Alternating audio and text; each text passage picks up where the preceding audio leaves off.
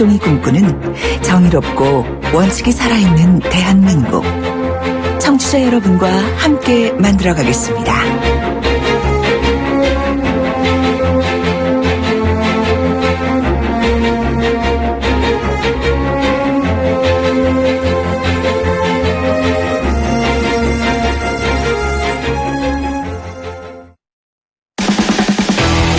돌려보고 비틀어보는 오늘의 이슈. 이종훈의 뉴스 측면 승부.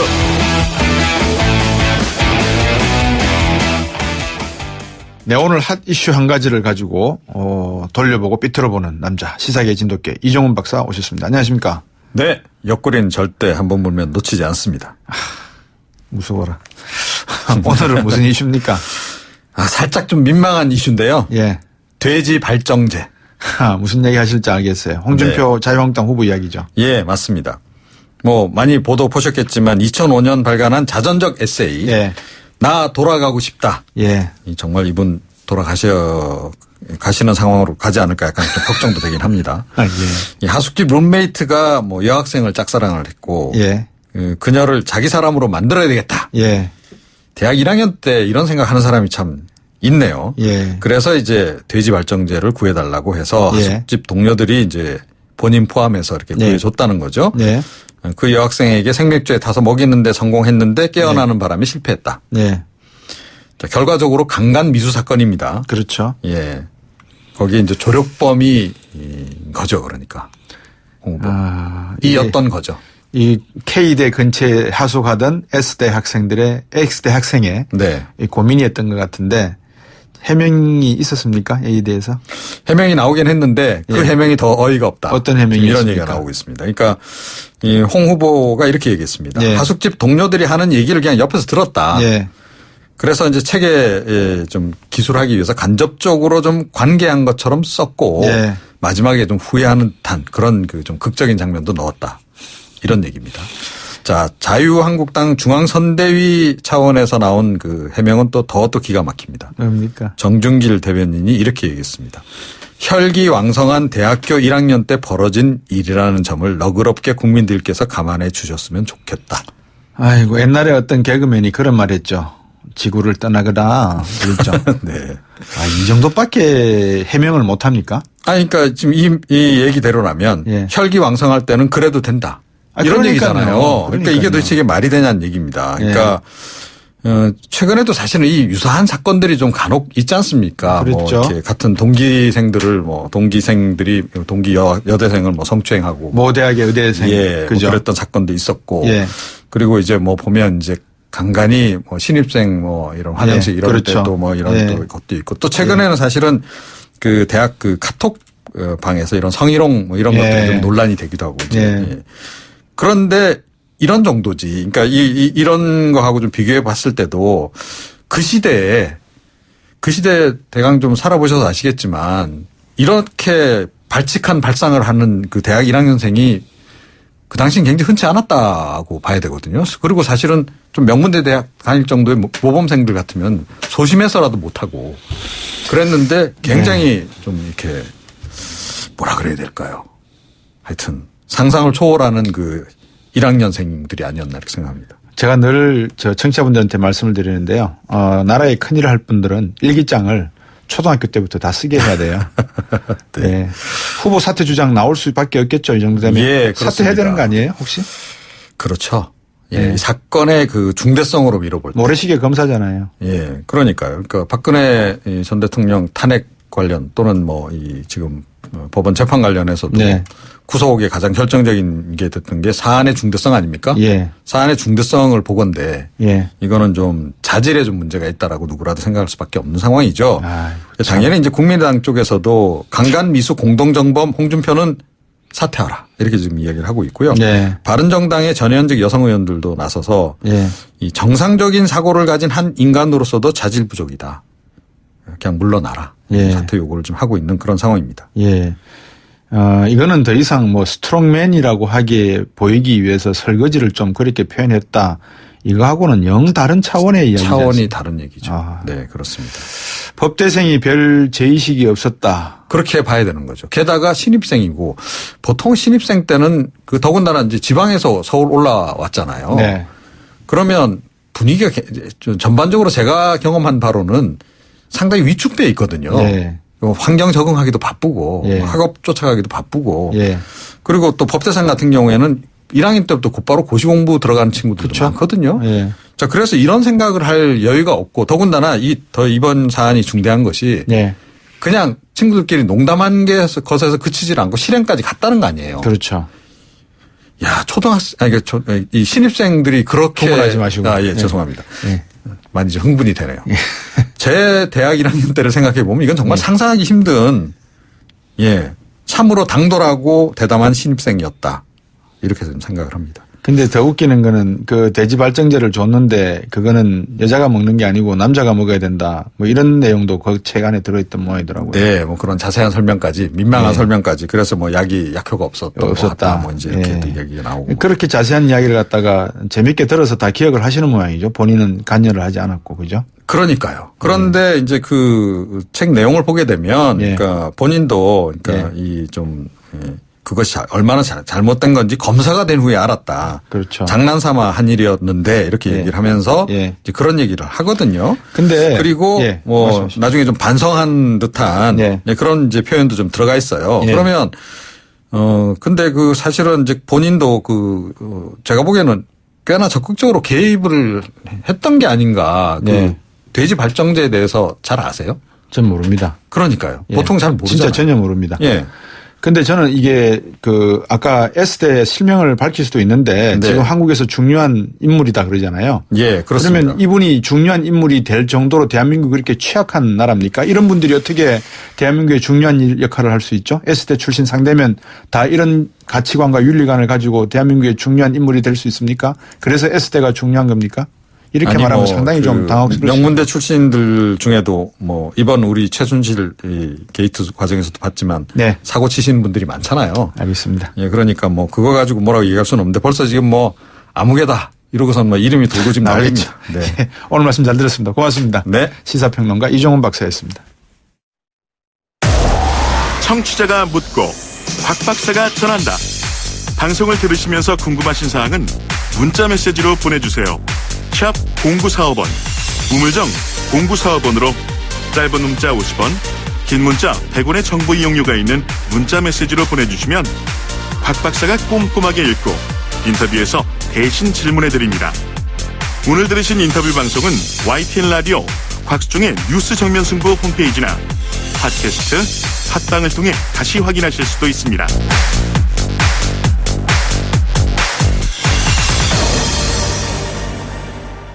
국민의당 김영한 최고위원은 분명히 말씀하셨습니다. 연대는 없다. 그렇지만 이야기는 계속 나옵니다. 특히 이 반문재인 진영, 이 주적을 이번에 매개로 삼아서 단일 대오를 형성한다. 이런 이 기사들이 언론에 나오고 있는데요. 안보를 고리로 안철수, 홍준표, 유승민 후보 간의 연대 필요성이 나오고 있습니다. 바른정당은 어떤 생각인지 한번 들어보겠습니다. 바른정당 최고위원인 김재경 의원입니다. 안녕하십니까? 네, 안녕하세요. 예, 유승민 후보가 꺼내든 주적 논란 이번 선거에 상당히 이 파장이 좀 클 것 같은데 어떻게 보십니까? 우선 뭐 예전부터 있어왔던 논란인데요. 네. 대통령이 이제 국군 통수권자이고 네. 헌법상 국가를 보위할 책무를 가지고 있거든요. 예, 그런데 이제 분단된 상황에서 남북이 대치하고 있는데 우리의 적이 누구냐 하는 데 대해서 답변을 할 수 없다면 대통령으로서 적격성을 갖추었다고 보기 어렵지 않냐. 네. 이런 점에서 많은 국민들, 특히 보수 진영에서 걱정이 많은 것. 예. 그날 토론 때 저도 들었습니다만 유승민 후보가 주적이라고 단어를 썼어요. 사실 2004년 이후에는 적이라는 개념으로 북한 주민을 제외한 나머지 네. 이 공산당과 북한군을 지적을 했는데 유승민 후보도 국방위원으로 계셨으면서 이 내용을 몰랐던 거는 조금 그렇다 그죠? 표현이 뭐 그렇게 이제 용어 자체가 정확하냐 안 하냐 이게 이 논란의 핵심은 아니라고 봅니다. 예. 주적이든 적이든 그게 이제 함축하고 있는 의미가 있지 않겠습니까? 그 의미가 그럴 뭘까요? 때 그러니까 우리와 그러니까 적대 관계에 있는 예. 가장 중요한 대상이 누구냐 예. 그럼 1순위가 어느 거냐? 뭐 이렇게 이제 해석이 되지 않겠습니까? 예. 그래서 이제 그렇게 그 말씀을 봤을 때 그 예. 질문에 대해서 예. 뭐 이게 적이든 주적이든 정확하지 않았다고 해가지고 네. 그게 북한이다라고 이야기를 할 수 그렇죠. 없다는 예. 거는 예. 문제가 있다는 예. 거죠. 제가 여쭤봤던 그 의미가 뭘까요라는 것은 이 주적 개념을 말씀하신 의미가 뭘까요? 이런 의미였습니다. 죄송합니다. 아, 그렇습니까? 예. 예. 그건 이제 국군 통속권자로서 네네. 얼마만큼 이제 안보에 대한 투철한 예. 사명의식이 있느냐 이런 거겠죠. 예. 23일 의총 열리죠. 지금 현재 의총 요구는 제출이 되었다고 듣고 있는데 네. 제가 이제 뭐 경로로 여러 개로 들어가지고 누구는 뭐 그대로 한다 그러고 누구는 네. 그날은 어렵고 그 뒷날 정도일 것이다 뭐 이런 이야기겠네요. 이혜훈 의원과도 저희들이 인터뷰를 한 적이 있습니다만은 자꾸 이 당 안에서 후보 사퇴 이야기가 나와요. 유승민 예. 후보도 2차 토론에서 좀 뭐라 그럴까요? 짜증을 내신 것 같은데 이 끝까지 가신다고 생각하는 분을 놔두고 왜 자꾸 이렇게 당에서 안에서 이렇게 흔듭니까? 그게 이제 어찌 보면 뭐 사태 문제일 수도 있는데 네. 단 그거하고는 개념이 틀리잖아요. 홍준표 후보하고 우리 틀리죠. 유승민 후보가 예. 뭐 단일을 한다. 방법은 여러 가지가 있겠죠. 누가 양보하는 것도 있을 텐데 네. 일반적으로 그럼 여론조사 경선으로 한다고 해가지고 네. 우리 유승민 후보가 진다는 보장이 있습니까? 저희들이 여러 경로로 입수하고 있는 정보를 보면 예. 일반 전 국민을 대상으로 이제 보수 단일화를 위한 유승민 대 홍준표의 단일화 경선이 벌어지면 예.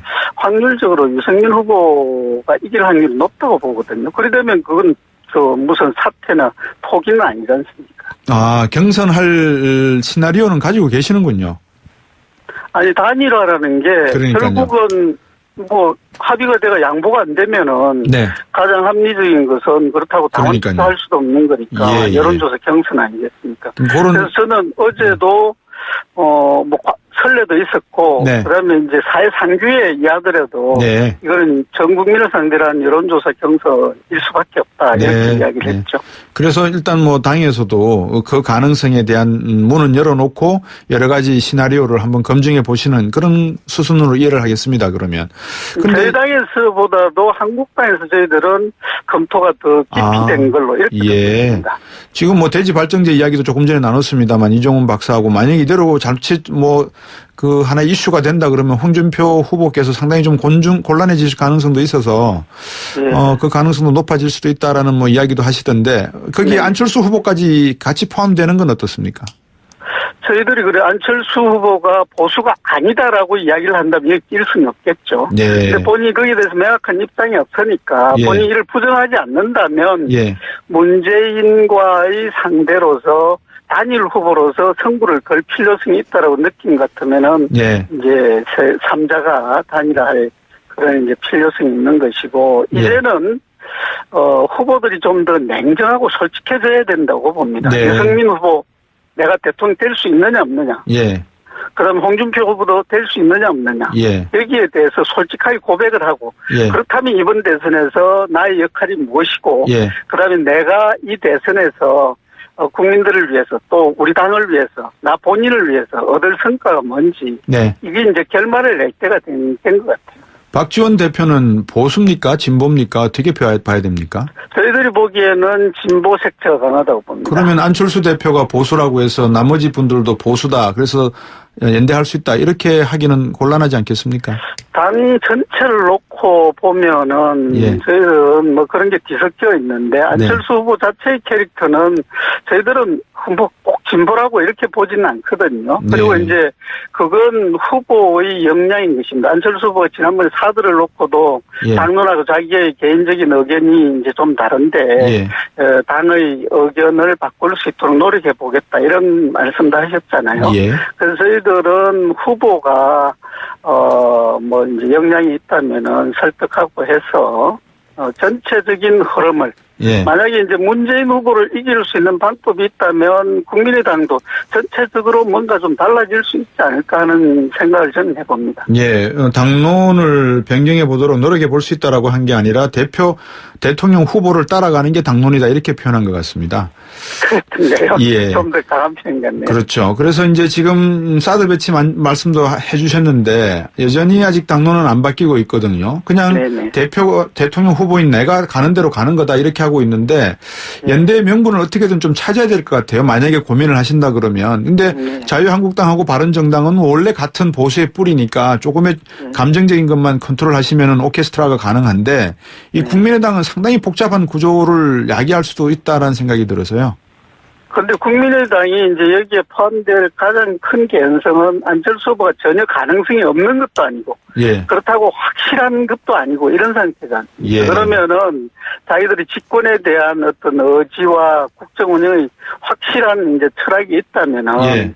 이제 여기 문재인과 1대1 구도로서 승부를 한번 걸어볼 필요성이 있다고 보면은 네. 아마 저는 참여할 가능성이 높다고 보고요. 예. 그네들이 지금까지 해왔던 무슨 뭐 그런 당론 따지고 뭐 색깔이 다르다 뭐 그다음에 이제 뭐 합치면은 표가 뭐 어떻게 될까 이런 계산이 복잡해지면 예. 쉬운 건 아니겠죠.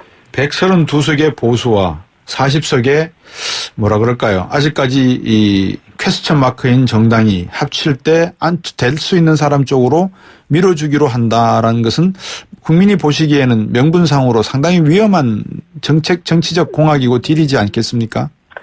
분명히 그런 부분은 있죠. 근데 이제 극우 보수주의자인 조갑재 의원도 그런 표현을 했잖아요.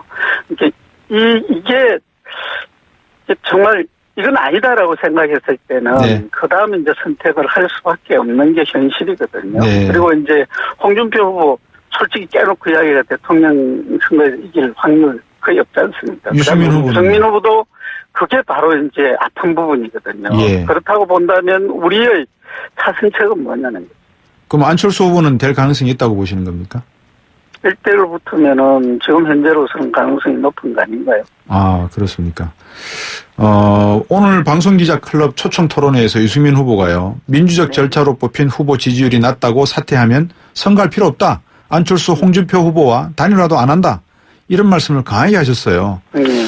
방금 우리 김재경 의원의 말씀을 듣다 보면 지금 유승민 후보의 생각이 하나의 페인트 모션인지 아니면 진실하게 본인의 의지를 말씀하시는 건지 좀 의심이 궁금하거든요. 두 가지 다 이제 잘 보셨는데요. 네. 저희들도 이제 선거를 해봤잖아요. 그러면은 진짜 후보의 얼굴만 캠프는 쳐다봅니다. 네. 눈빛만 보고 있는 거거든요. 예. 그래서 뭐 1시간 후에 어떤 다른 결정을 한다고 하더라도 예. 그 1시간 전까지는 나는 완주를 하겠다라고 이야기할 수밖에 없는 게 네. 후보의 입장입니다. 그런 부분이 또 분명히 있고요. 네. 그다음에 이제 우리 유승민 후보께서 아까도 제가 여러 차례 네. 말씀을 드렸지만 네. 이제는 현실을 냉정하게 보고 네. 본인이 여기 선택할 수 있는 최선이 뭔지를 이제 결정을 해야 되는 거거든요. 예. 그래서 이제 우리 당도 그렇고 본인도 그렇고 네. 미래가 없는 게 아니잖아요. 이번 대통령 선거 마지막이 아닌 거고. 그렇죠. 그렇다라고 보면은 예. 여기서 우리가 어떤 역할을 하고 어떤 성과를 거둘 건지 국민들한테 어떤 이미지를 각인시킬 것인지도 매우 중요하다. 예. 되느냐 안 되느냐의 갈림길이 아니라 될 가능성이 극히 낮은 지금은 적어도 이제 그런 판단이 가능하지 않을까 이런 생각을 하죠. 끝으로 하나 간단히 여쭙고 싶습니다. 이 송민순 전 장관 지금 이 시기에 민감한 시기에 회고록 관련해서 또 개인 쪽지 포함한 문건을 공개했지 않습니까? 네. 어떻게 보십니까?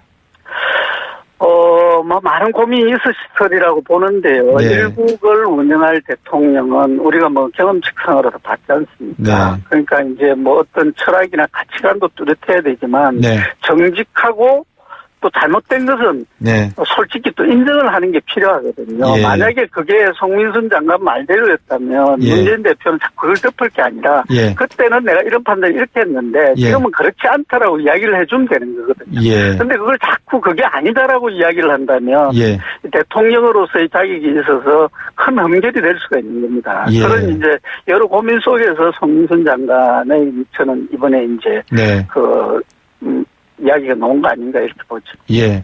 앞서서 우리 김재경 의원께서 안철수 후보가 당선될 가능성이 크다. 그러면 보수가 미래를 생각했을 때 힘을 합칠 것도 고민해 볼 수 있다라고 하셨는데 방금 말씀하신 지도자의 가치관, 정직성, 안철수 후보 정직하다라고 보십니까? 저는 솔직히 안철수 후보의 그런 그까지는 뭐 자세히는 잘 모르겠습니다만 네. 지금 현재 드러난 걸로 봐서는 뭐 큰 문제가 있어 보이지는 않는다. 네. 이렇게 생각합니다. 예, 오늘 말씀 잘 들었습니다. 감사합니다. 네, 감사합니다. 바른정당 김재경 최고위원이었습니다. 7시 뉴스 듣고 3부로 돌아오겠습니다.